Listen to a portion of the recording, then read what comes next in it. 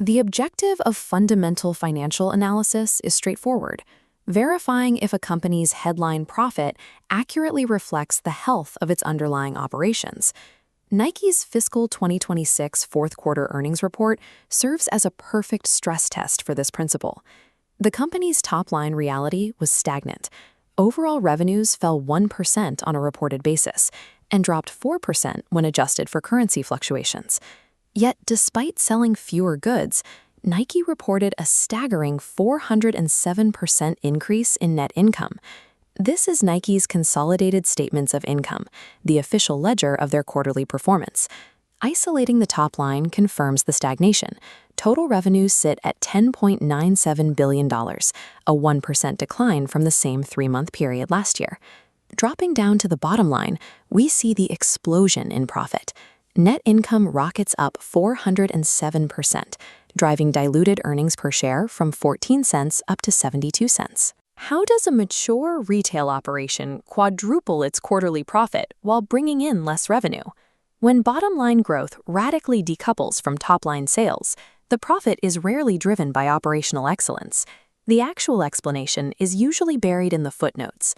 To understand the actual health of Nike's core business engine, we have to ignore the consolidated profit anomaly for a moment and deconstruct where their sales originate. We analyze this using currency-neutral figures. This metric strips out the noise of fluctuating foreign exchange rates to reveal the true volume of consumer demand. Looking at this divisional revenues table, deep regional fractures become visible. In Greater China, footwear sales are down 17% currency neutral. Europe, the Middle East, and Africa show a 9% decline across the same category. For years, Nike has executed a highly publicized strategy to pivot away from wholesale distribution, pushing consumers toward their higher-margin direct-to-consumer channels. That strategy is currently breaking down. Nike direct revenues dropped 9% currency neutral, severely dragged down by a 12% drop in digital sales. To compensate for collapsing direct demand, Nike is retreating to its traditional wholesale partners, a channel that managed to grow by 4%. Furthermore, the Converse subsidiary signals a severe loss of brand momentum. Sales there cratered 32% across all geographic territories. The underlying sales data confirms management is navigating severe structural headwinds. A contracting business losing traction in key global markets makes a 407% profit surge mathematically highly suspicious. If revenue is falling but profit is exploding, the discrepancy must exist in the costs required to produce the goods. We can isolate this by looking at gross margin. As this formula shows, gross profit is the percentage of revenue left over after subtracting the direct costs of manufacturing the physical product.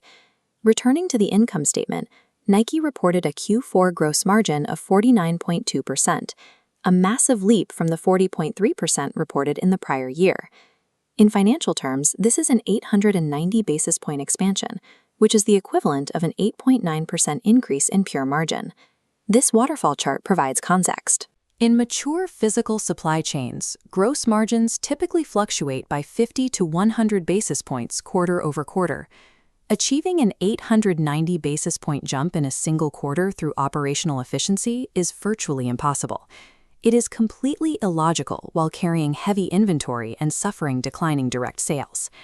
When a core metric breaks the established rules of physical supply chain dynamics, analysts hunt for one-time accounting injections. The gross margin expansion is an illusion, masking a completely different financial event hidden much deeper in the filing. To find the source of the anomaly, we turn to the EBIT schedule's fine print. Zooming in to footnote 2, management notes the, quote, recovery of IEEPA tariffs paid to be probable. This refers to a February 2026 legal ruling. Nike won a Supreme Court case regarding historical tariffs they had previously paid on imported goods. Tariffs under the International Emergency Economic Powers Act operate as direct taxes levied on physical inventory entering the United States.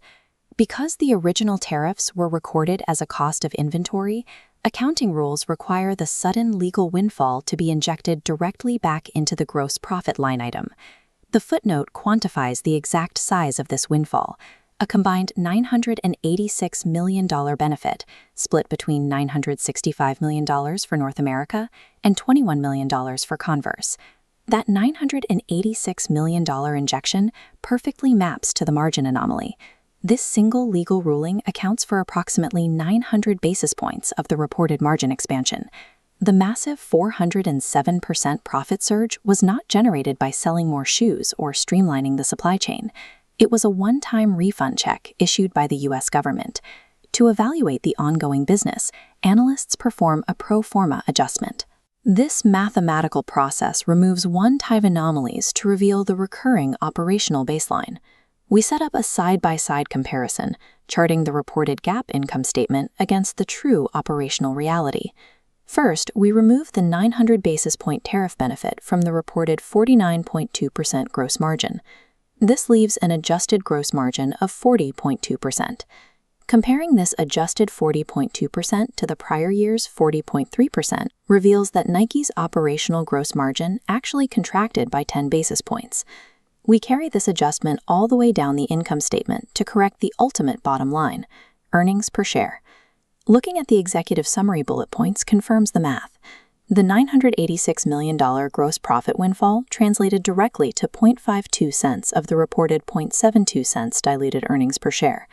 Subtracting the 0.52 cents legal windfall from the 0.72 cents reported figure leaves a true operational earnings rate of exactly 20 cents per share. The executive commentary aligns with this reality.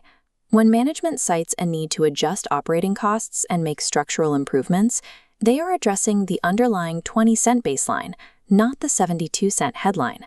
Headline numbers can be dangerous. A 400% profit surge might look like a green light to a trading algorithm, but rigorous financial forensics reveals a company facing contracting margins, a failing direct-to-consumer pivot, and urgent need for structural repair.